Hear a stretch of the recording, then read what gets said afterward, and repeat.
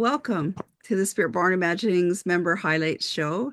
This is where we truly wish to uplift, inspire, and transform. I'm Mary J. McQueen, and along with my friend and collaborator Jan Jereminas, we celebrate the amazing members of our community. And really, it's through heartfelt conversations we get to know the incredible souls behind the Spirit Born Imaginings, their journeys, their passions, and the wisdom they bring. And so settle in and join us as we explore the stories that connect us and uplift us all. And we are really privileged and honored to have our friend and co-conspirator in all things health, Hans Parge. And so welcome, Hans. Thank you, Mary Jane. Thank you, Jen, for having me on your show. Awesome. Yeah. Jan? Okay. Well, I was waiting. So yeah, I mean, we know Hans quite well, the two of us.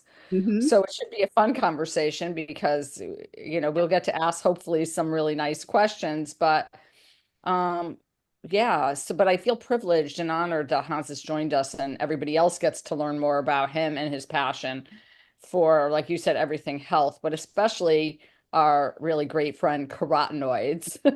So, so maybe Hans, share with everybody a little bit about yourself and then why you're so about this word, which maybe people have not heard about yet. Yeah, and thank you. Yes, our carotenoid friends. Where do I start? We're all immortal till we die and healthy till we're sick. And when everything is going fine, or the old saying is that when you're healthy, your mind is in 1,000 different directions, but when you're sick, it only is focused on one thing, which is getting well.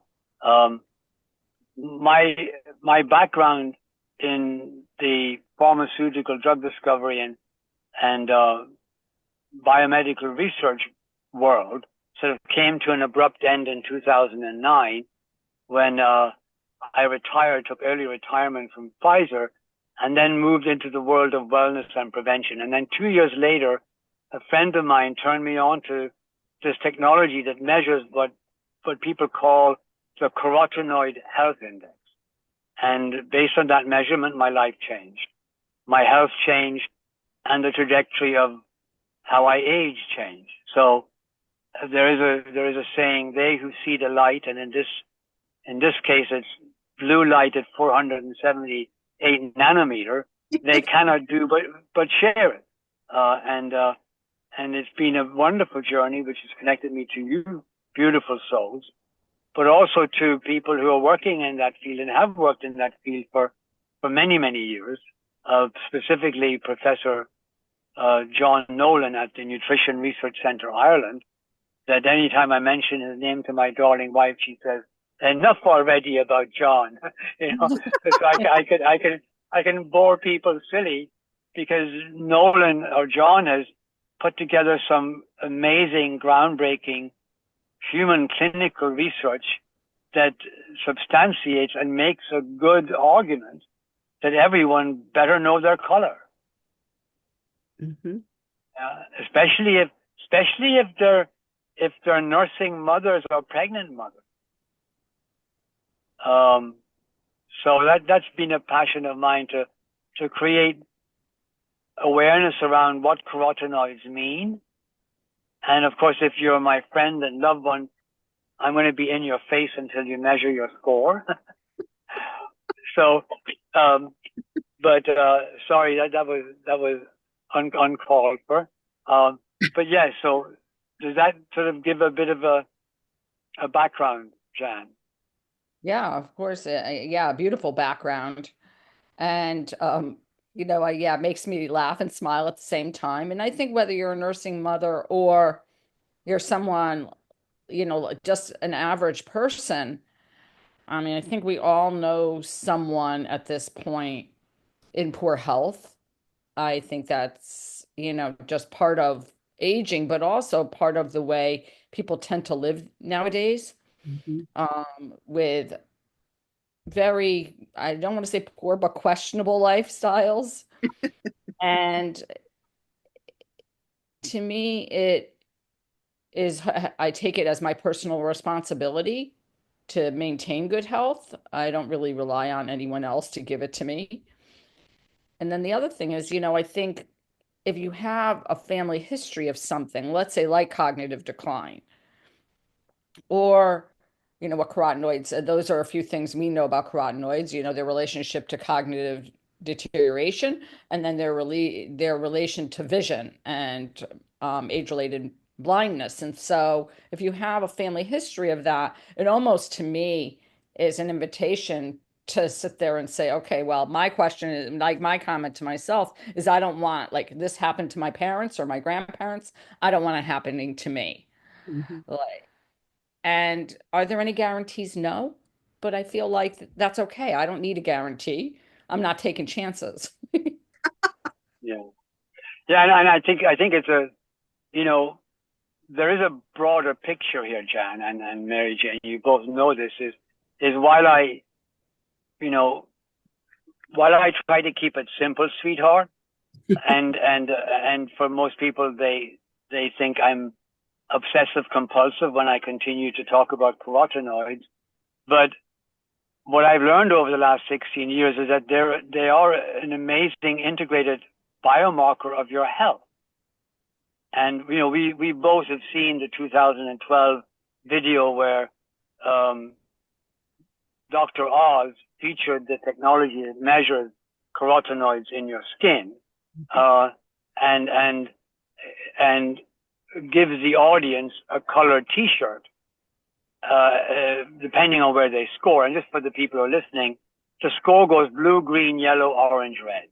You want to be in the blue. Yeah, green is okay, but orange is weak, and red is very poor. Um, and all the audience that you see in Oz's is a sea of red and orange.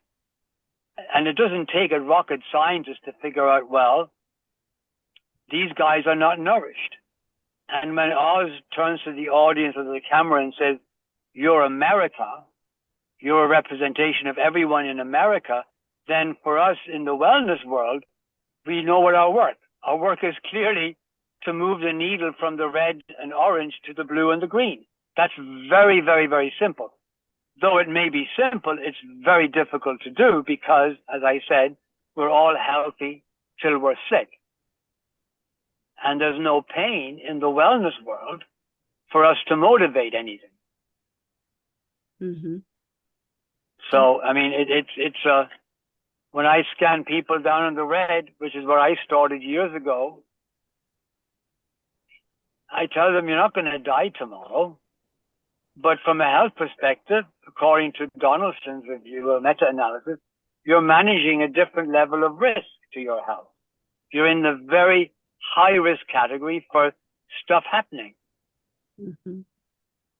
Yeah, and I get upset because we just love to ignore it and then go chase a fix, but we completely ignore the foundation of health that we're working on. And that's simple. You eat right and you keep fit, you play with your friends, you sleep tight, and you likely will live long and die quick. It's such an awesome perspective, Hans, and I know that you always mention that you have a very selfish reason for wanting people to get their scans done. Would you like to share what that is, Hans? Well, I mean, my grandmother was a very formative mentor in my life, and there's a number of things that she said, and one of the things that keeps coming back to mind now as I'm heading into my 70s is that the hardest thing about growing old is you lose your friends. You can pull the wool over people older than you or people younger than you, but your peers who've gone through the same challenges, it's very hard to fool them. But also when you lose them, you become very lonely. So that's the enlightened self-interest is I want my friends to be around to play golf with me when I'm in my 80s and 90s. A case in point, a gentleman who I gave a very hard time to a week before he passed away, and I just found out he passed away last week. You know, he could no longer play golf with me. He was a wonderful man. He was the president of our golf club, and he had a relapse with cancer that metastasized from prostate cancer. I'm not saying that we are diagnosing, treating, or curing or mitigating any disease, but if the foundation of your health is challenged and your DNA is constantly being attacked, is already being attacked anyway, with free radicals, but that is not being managed in any way, well, your risk for that kind of stuff happening gets increased. Mm-hmm. Absolutely. But you know, it's very challenging to be in people's faces about their health, because usually the approach is, my health is none of your business until I get sick. And then please give it back to me for free. And you blame everything. You blame the doctors, you know, all these sort of advertisements. Oh, you know, you've been lied to by this, that, and the other. My God, we're living in an information technology age. If you want to find something out, you ask Dr. Google. I love that. I mean, nobody's hiding anything. It's just the desire for us to not, and I do this myself. There are things I don't want to know, Mary J. Mm-hmm. It's just, you know, and I've mentioned this cartoon before, where this mother is sitting on a sofa knitting, and on her feet on the floor is a little boy or little girl, and the little girl is transfixed by a spiraling black hole on the wall. And the mother says, "Oh, honey, it's just the abyss. Try not to look into it." And that's what we are confronted with when we're confronted with these huge questions around, what are we doing for our health? What can we do? Mm-hmm. You know, what are our major concerns? Do we want to go get that test? I see it all the time. I don't like going to medical tests because I don't want to be confronted by the bad result. I mean, it's scary. Mm-hmm. The wonderful thing about the measurement that Jan and I do is that it's the test you can't fail. You cannot fail that test. The only way you fail the test is by not taking it. It's the only way you fail it. That's And I think about, oh, sorry, Mary Jane. No, I was just gonna say that's good perspective, because it's not the thing. It's like it's more of a test to for an improvement versus to test test you in the sense of like, oh, I'm going to fail. So I don't know. I might feel a little bit that way if I scan red. But hey, Again, and that's the challenge. You know, there are things. You know, denial is not just the river in Egypt, as the joke goes. It's a very healthy form of coping. mhm, But really, 14 years ago, when I measured, I was not in a very good space on that test. But everything that influenced that score was under my control. yes. I didn't have to go to a doctor. I didn't have to go to a specialist. I didn't have to consult some guru in the world of nutrition and wellness. It was very simply eat right, put some more color in your diet, you know, look at your lifestyle choices, Mhm. and maintain a healthy weight. And also what's really great is that it tells you whether the supplements you're taking and spending a lot of money on are actually working for you. Mm-hmm. Yes. Yeah. I mean, I look at it as personal, like that personal power, like you mentioned, because I like one of my favorite words is this idea of empowerment. And when we talk about knowledge, I mean, I'm thinking about that's personal knowledge. Like your score is knowledge. It's knowledge of where you're at. Um, because often we do not, like, I mean, I didn't know what my score was and where I was going to land when I had my scan, where I also scanned in the red and was extremely, taken aback and upset that my score was low. But I also did a lot of things over the past 2 years to improve my score greatly. And so I love, to me, that's empowering. One is because you can make adjustments and see if it helps, as opposed to living in some sort of land of the abyss, where you're not really sure. And I think we live and die, we have this feeling of like, well, I hope this is working kind of attitude. I'm taking this and I hope it's doing what it needs to do, kind of attitude. And I think we all navigate that. I mean, because if you are looking at Google or anything else, there are zillions and zillions of recommendations out there for multiple things. And we try something and we're like, okay, I don't really feel different, but I hope it's working because because I'm trusting an element of trust that they know what they're saying, kind of thing. But I think when you have something like this measurement, it's great. And that's why I love working with Hans, because you have something to substantiate what you're doing is really working for you. And then it's all about whether you get to make a personal choice as to like, okay, well, do I want to stay here or do I make another change? And it's not like you're changing every day, it's not like you change regimes every day. You do give it time, but you might as well have a way to measure those changes. Exactly. And I know, Hans, you're very involved with, and well, I know you too, Jan, that you're very involved with things, but you're very involved with things of supporting people along their journey with some of the things they might be able to take to support to improve their score, to make sure that they're taking supplements that really um, are helping to improve the state of the color of where they're scanning. So I love that. Maybe you can tell us a little bit about that, Hans. So it would be it would be awful if I showed you the problem, but not also gave you the solution. you know, I mean, so what I did in 2011 was I measured and looking at the factors that influence the score, like your fruit and vegetable consumption, the supplements, your lifestyle, and your body mass index. I figured I'll just take the shortcut on the supplements because my doctor had told me probably 20 years previous that I needed a supplement. And I told him no, I would get it from my food. And I ignored him.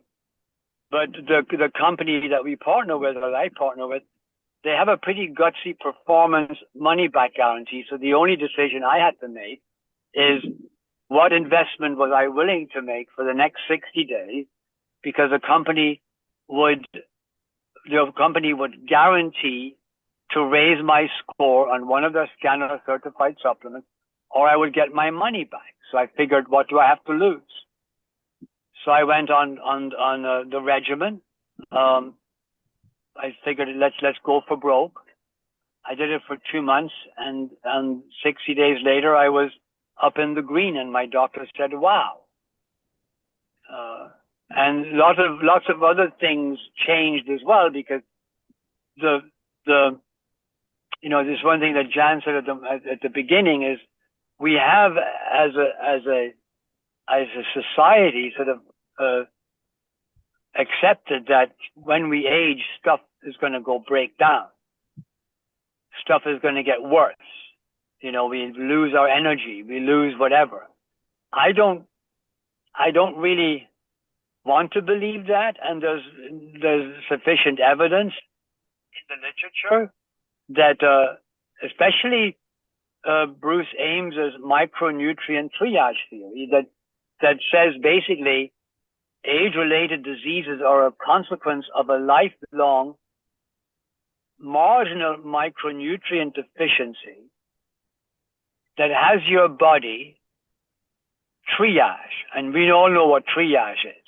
Mm-hmm. But basically, the body is being forced to prioritize those biological systems that will keep the lights on right now.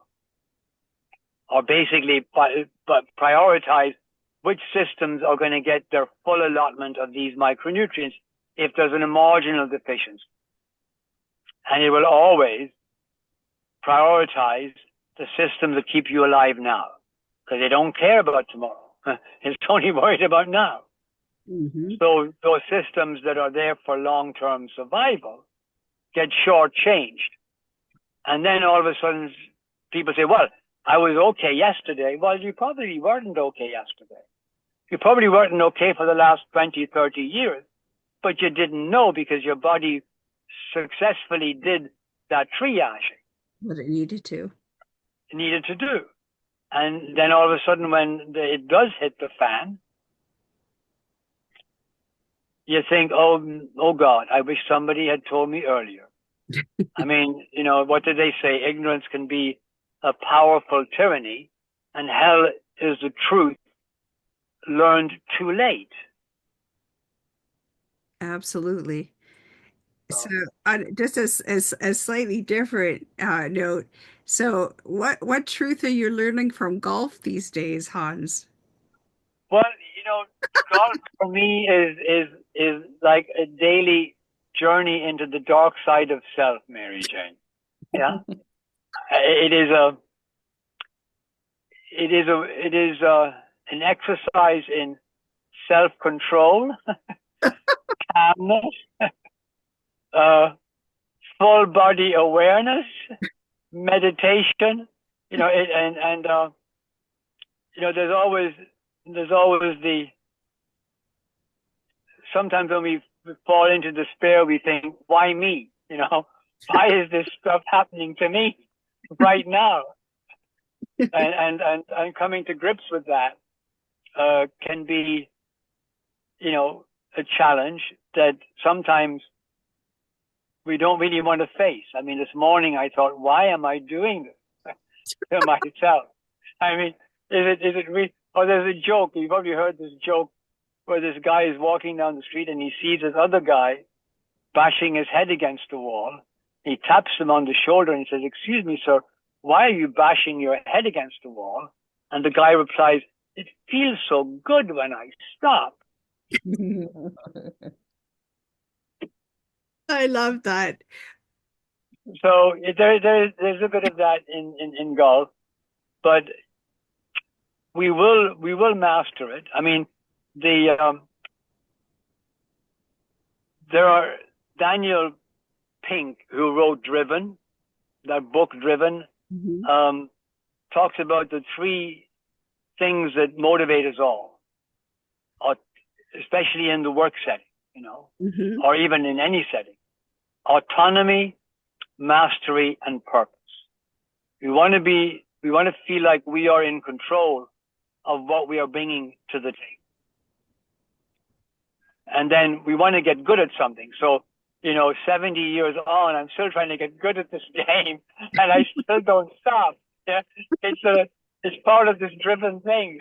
I think if I ever stop, it'll probably be time to exit feet first, horizontal from my home. So.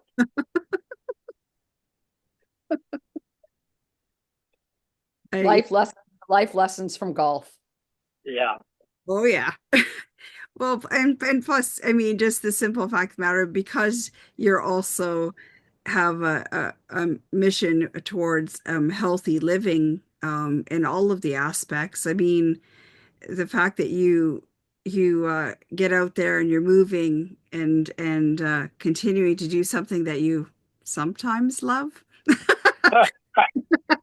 It's a love-hate relationship, Mary Jane. Yes. Yeah. That's also really key. It's just about keeping out there and motivated to continue moving and to look after the many aspects of your health, mind, body, and spirit, because of course, you know, um, joining your friends and commiserating about your really bad golf round perhaps is not such a bad thing in and of itself. Yeah. I mean, they say misery loves company. The only problem is the company is miserable, and that certainly happens as a golfer. it's also, there's you're familiar with all the you're all familiar with all the comments, but there's a comment by Gandhi that says, "Be the change you want to see." So if I am looking to change the health awareness of the health of our nation, then I have to walk that talk. Hmm. And when I walk and carry 36 holes of golf for 11 miles in one day, I can tell you my peers at age 70 who are riding the cart, they find that very amazing. I don't find it amazing. It's just what I've done. Hmm. Yeah. I'm sure if, yeah, I'm sure if I had made different choices, it would have been a little bit more difficult. You know, uh, I still celebrate, touch wood, that I can go through the airport X-ray machines without setting off any of the monitors because all my joints are still mine. You know, so but again, that's now. I mean, I don't make no guarantee for the future, but really, you know, walking is such an amazingly simple form of exercise. And we all hear about, the magical number of steps is like 10,000, Hmm. or 30 minutes a day. Or somebody, I think it was a Kierkegaard or some philosopher who said, if I have any problems, a few hours of walking will release my problems. I'm paraphrasing, you know. And I mean, there's a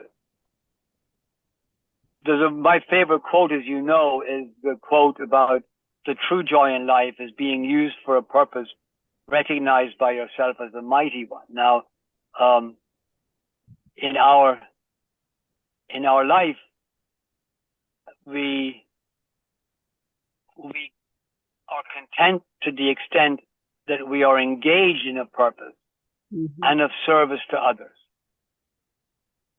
So I celebrate the opportunity to be ignored and neglected and rejected as I continue, singing the song of wellness and prevention.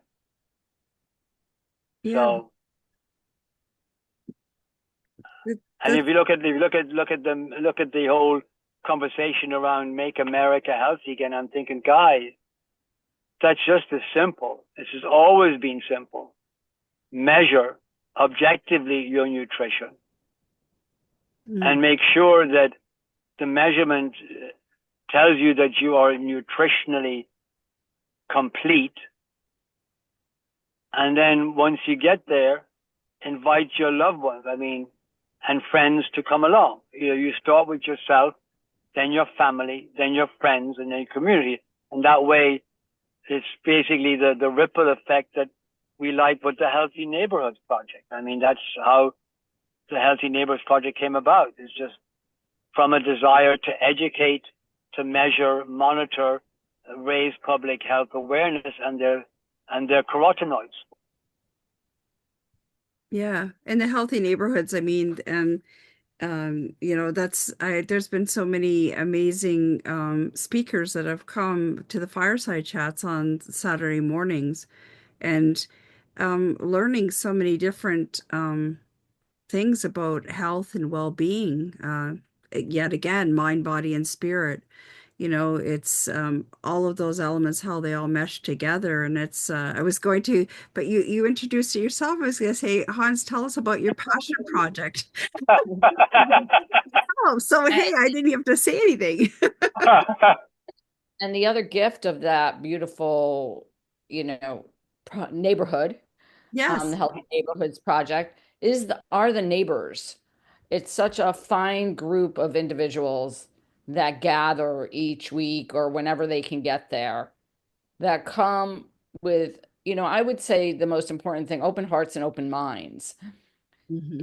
and with a willingness to listen. And it really truly is a beautiful neighborhood. Like, I mean, I think we're all excited to see each other.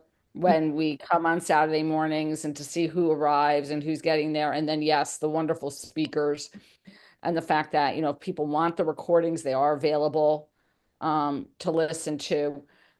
So it's just such a unique, and everybody who comes, I think, has that comment of like, oh my gosh, what an amazing group of people.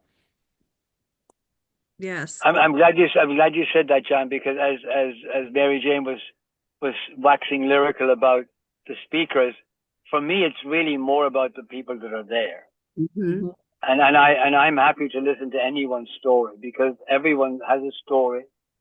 They don't need to have published a book. They don't need to be on TED. They don't have to have credentials that are amazing. Um, as long as they have a story that can inspire us or maybe give us a different perspective and encourage a conversation. Hmm. I think what we've lost in our society is the ability to hold opposing views and still be friends. It just seems to my way or the highway seems to be the order of the day. And if you don't look at it my way, then we are no longer friends, Hmm. which is a shame. Yes. Um, so Absolutely. And I love, yeah, I do. I also agree with you, Hans. I think the community is just this amazing group of people. Hmm. And to your point that, yeah, everybody who comes has gathered some sort of pearl of wisdom that they get to share with everyone else.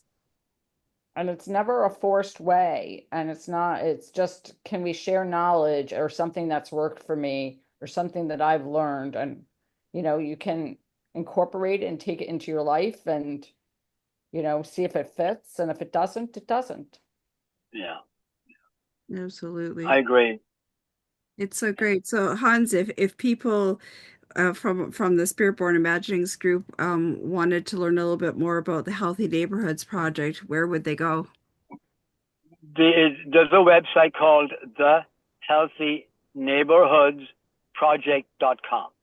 And from there, they can register for the fireside chats, which are every Saturday from 7 a.m. to 8:30 a.m. Pacific time. And this was a wonderful idea that Jan started actually, April 18th last year. And we've done it now